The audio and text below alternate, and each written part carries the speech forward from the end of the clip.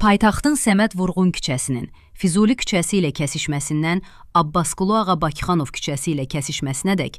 eləcə də Nazim Hikmət küçəsinin Mətbuat prospekti ilə kəsişməsindən Abbas Mirzə Şərifzadə küçəsi ilə kəsişməsinədək olan hissələrində aidiyyəti qurum tərəfindən aparılan təmir işləri ilə əlaqədar nəqliyyat vasitələrinin hərəkətinə məhdudiyyət tətbiq edilib.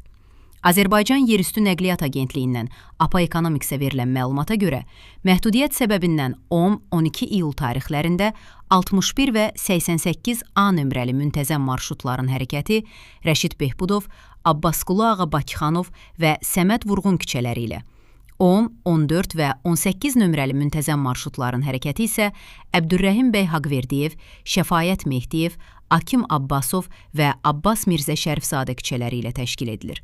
Məlumata görə 11-12 iyul tarixlərində isə Sənan Abdullayev küçəsində Ziya Bünyadov prospektindən Karvan yolu Döngəbirədək aparılacaq təmir işləri ilə əlaqədar 71 nömrəli müntəzəm marşrut müvəqqəti olaraq metronun Azadlıq prospekti stansiyasından Sənan Abdullayev küçəsi giriş 141A ünvanınadək fəaliyyət göstərəcək.